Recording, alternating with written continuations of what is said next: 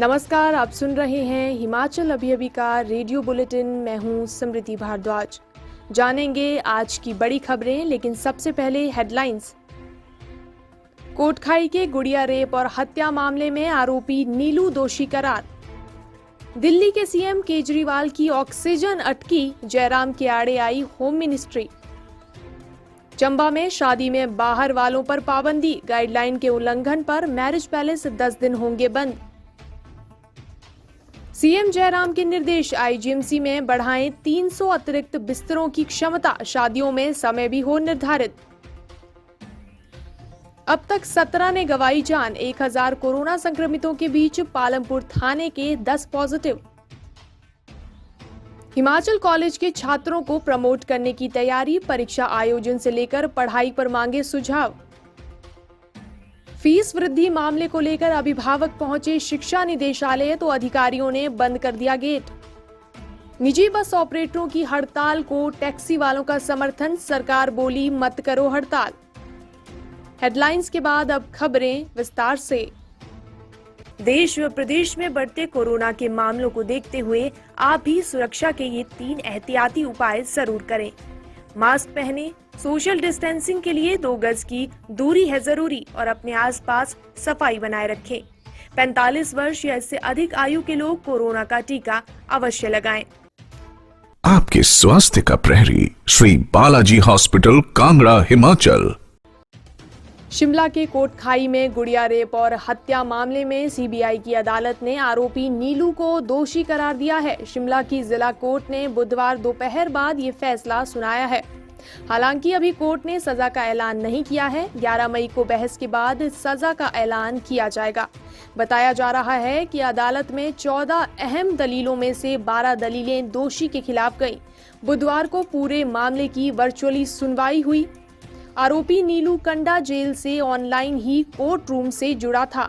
दोषी करार होने के बाद नीलू ने जज से कहा, सर मैंने रेप नहीं किया है, लेकिन जज ने नीलू की दलील को नहीं सुना और कहा कि आपने रेप और मर्डर किया है। कोर्ट ने माना कि गुड़िया के शरीर पर मिले काटने के निशान और नीलू के डेंचर का मिलान भी हुआ है। वहीं घटना के दौरान नीलू की मौजूदगी भी घटनास्थल के पास पाई गई है। दिल्ली के सीएम अरविंद केजरीवाल के आग्रह के बाद हिमाचल के सीएम जयराम ठाकुर ने दिल्ली को ऑक्सीजन की आपातकालीन आपूर्ति का वादा किया था, लेकिन उस मामले में कुछ नियम व कायदे आड़े आ गए हैं। सीएम जयराम ने आज मीडिया से बातचीत के दौरान कहा कि हिमाचल फिलहाल दिल्ली सरकार को ऑक्सीजन की आपूर्ति नहीं कर पाएगा। उन्होंने कहा कि इसके लिए गृह मंत्रालय की अनुमति जरूरी है। नेशनल डिजास्टर मैनेजमेंट एक्ट के तहत आपदा के लिए व्यवस्था बनाई गई है। भारत सरकार की गाइडलाइंस के मुताबिक अब गृह मंत्रालय के आदेशों और अनुमति के बाद ही राज्य दूसरे प्रदेशों को ऑक्सीजन भेज पाएंगे। कोरोना की दूसरी लहर के बीच डीसी चंबा डीसी राणा ने आदेश दिए कि विवाह समारोह के लिए मैरिज पैलेस वाले उल्लंघन करते पाए गए तो 10 दिन तक उनकी दुकानदारी बंद कर दी जाएगी। इसी तरह मुंडन संस्कार इत्यादि पर भी प्रतिबंध रहेगा। इस तरह के समारोहों का आयोजन परिवार के करीबी सदस्यों द्वारा ही किया जा सकता है। जिला चंबा में विवाह समारोहों में सामुदायिक धाम और किसी भी तरह के स्वागत समारोहों पर पूर्ण प्रतिबंध होगा। उधर ऊना प्रशासन ने शादी समारोह में शामिल होने वाले व्यक्तियों की संख्या 50 से घटाकर 20 कर दी है। मई 2021 से शादी में वर वधू को मिलाकर दोनों पक्षों से कुल 20 लोग ही शामिल हो सकेंगे। निकटतम संबंधियों के अलावा अन्य व्यक्ति शादी में सम्मिलित नहीं होंगे।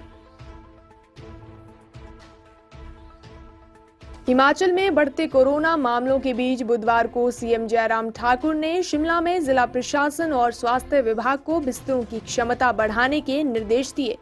सीएम जयराम ठाकुर ने शिमला जिला में कोविड-19 की स्थिति की समीक्षा कर ये बात कही। उन्होंने कहा कि जिला में कोविड-19 मामलों में तेजी से वृद्धि होने की स्थिति में मरीजों के लिए बिस्तरों की कमी नहीं होनी चाहिए। उन्होंने कहा कि आईजीएमसी की नई ओपीडी में चरणबद्ध तरीके से 300 अतिरिक्त बिस्तरों की क्षमता का निर्माण किया जाएगा। आयुर्वेदिक अस्पताल छोटा शिमला में 50 अतिरिक्त बिस्तरों, नागरिक अस्पताल जुनगा में 50 बिस्तरों व टूटीकंडी पार्किंग में 100 बिस्तरों की अतिरिक्त क्षमता उपलब्ध करवाई जाएगी। शेष खबरें ब्रेक के बाद। Shri Balaji multi speciality hospital Kangra, जहां आपको एक ही छत के नीचे मिले बेहतरीन चिकित्सा सुविधाएं, cardiology, laparoscopic, general surgery, neuro surgery, orthopaedics, paediatric, radio diagnosis, urology, gastroenterology, ophthalmology, pathology, medicine, anaesthesia और डेंटल जैसी अत्याधुनिक और बेहतरीन चिकित्सा सुविधाएं, 24 घंटे इमरजेंसी सुविधा, 9 बेड के साथ critical care unit, cardiac monitor और डिफिब्रिलेटर्स, सेंट्रल ऑक्सीजन लाइन और वेंटिलेटर सुविधा। हिमाचल प्रदेश के सबसे बड़े निजी स्वास्थ्य सेवा प्रदाताओं में से एक Shri Balaji multi speciality hospital Kangra राष्ट्रीय स्वास्थ्य बीमा योजना के साथ सूचीबद्ध Shri Balaji multi speciality hospital Kangra BPL परिवारों के लिए अस्पताल में कैशलेस भर्ती होने के साथ ही ईसीएच की भी सुविधा। हमारा पता Shri Balaji multi speciality hospital, Balaji Vihar, Ujjain, Kangra. संपर्क करें 9218411108 पर। Shri Balaji multi speciality hospital Kangra. Himachal में कोरोना महामारी अपने चरम पर है। बुधवार दोपहर तक ही हिमाचल में कोरोना के 950 मामले सामने आ चुके हैं। वहीं पिछले 24 घंटों में 17 कोरोना संक्रमितों ने अपनी जान गंवा दी है। हिमाचल में आज 1416 कोरोना संक्रमित पूरी तरह से ठीक होने में कामयाब हुए हैं। प्रदेश में अभी तक 92,300 लोग कोरोना संक्रमण की चपेट में आ चुके हैं, जबकि 76,199 कोरोना संक्रमित पूरी तरह से ठीक होकर अपने घरों को जा चुके हैं। इसी तरह से हिमाचल में 1,391 लोगों की जान कोरोना संक्रमण ने ले ली है।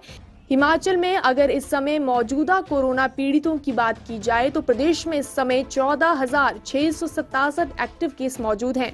हिमाचल में आज सामने आए मामलों में सबसे ज्यादा कोरोना संक्रमित सिरमौर जिला में सामने आए हैं। सिरमौर में आज 218 लोग कोरोना पॉजिटिव पाए गए हैं। इसी तरह से शिमला में 168, कांगड़ा में 144, बिलासपुर में 127, चंबा में 76, ऊना में 61, मंडी में 53, सोलन में 30, किन्नौर में 36 और हमीरपुर में 37 कोरोना पॉजिटिव पाए गए हैं। कोरोना के खतरे को देखते हुए सरकार कॉलेज छात्रों को बिना परीक्षा के प्रमोट करने की तैयारी में है। शिक्षा विभाग ने इस संबंध में कॉलेज प्रधानाचार्यों, शिक्षकों और अन्य हितधारकों से सुझाव मांगे हैं। 7 बिंदुओं पर सुझाव मांगे गए हैं। इसमें पूछा गया है कि कोरोना के खतरे के बीच कॉलेज को छात्रों के लिए खोल देना चाहिए या नहीं। यदि कॉलेज नियमित कक्षाओं के लिए खोलने हो तो कब से इन्हें खोला जाना चाहिए? क्या फाइनल सेमेस्टर और वार्षिक परीक्षाओं को अभी करवाना उचित है या नहीं? क्या परीक्षाएं होनी चाहिए या छात्रों को प्रमोट करना चाहिए? यदि प्रमोट किया जाता है तो इसका आधार क्या होना चाहिए? निदेशक उच्चतर शिक्षा विभाग डॉक्टर अमरजीत शर्मा ने सभी कॉलेजों के शिक्षकों को कहा है कि वे छात्रों के संपर्क में रहें। छात्र अभिभावक मंच के बैनर तले दयानंद पब्लिक स्कूल व अन्य स्कूलों के अभिभावक शिक्षा निदेशालय के बाहर एकत्रित हुए व स्कूल की ट्यूशन फीस में 55% बढ़ोतरी को वापस लेने की मांग को लेकर प्रदर्शन किया। इस दौरान अभिभावक शिक्षा निदेशक से अपनी मांगों के संदर्भ में बातचीत करना चाह रहे थे, लेकिन अभिभावकों को देखकर शिक्षा निदेशालय के अधिकारियों ने कार्यालय के दोनों गेट बंद कर दिए। इस पर अभिभावक उग्र हो गए व उन्होंने इस पर कड़ी आपत्ति जाहिर की। वे निदेशक से बातचीत करने की मांग पर अड़े रहे। इसके बाद उच्चतर शिक्षा निदेशक कार्यालय के मुख्य गेट पर अतिरिक्त शिक्षा निदेशक व अन्य अधिकारियों के साथ आए व मंच के पदाधिकारियों और अभिभावकों से बातचीत की। इस दौरान उन्होंने आश्वासन दिया कि निजी स्कूलों पर मनमानी फीस वसूलने के खिलाफ कड़ी कार्रवाई की जाएगी। इसके पश्चात ही 2 घंटे से चल रहा प्रदर्शन समाप्त हुआ। आखिर निजी बस ऑपरेटरों के सब्र का बांध टूट ही गया। 3 मई से राजधानी शिमला सहित पूरे जिले में कोई भी निजी बस नहीं चलेगी। हिमालयन निजी बस ऑपरेटर यूनियन ने डीसी शिमला के मार्फत एक अल्टीमेटम जयराम सरकार को दिया है। इसमें कहा गया है कि अगर सोमवार से पहले उनकी बहुप्रतीक्षित टैक्स माफी और वर्किंग कैपिटल की मांग को नहीं माना गया तो 3 मई से जिला शिमला में कोई भी निजी बस नहीं चलेगी। इससे पहले प्रदेश भर में दूसरे जिलों से भी इसी तरह की आवाज आ चुकी है। इसी बीच निजी बस ऑपरेटरों की हड़ताल के समर्थन में सीएम जयराम ठाकुर का गृह जिला मंडी टैक्सी एकता संगठन भी उतर आया है। एक मामले की गंभीरता को देखते हुए परिवहन विभाग के प्रवक्ता ने कहा कि निजी बस ऑपरेटरों के क्रियाशील पूंजी एवं टैक्स माफी के प्रस्ताव हैं जिन पर सरकार गंभीरता से विचार कर रही है। इसे शीघ्र ही कैबिनेट की बैठक के समक्ष अनुमोदन के लिए प्रस्तुत किया जाएगा। उन्होंने सभी निजी बस ऑपरेटरों से प्रस्तावित हड़ताल को वापस लेने का आग्रह किया है। ये रेडियो बुलेटिन यहीं पर समाप्त होता है। नमस्कार।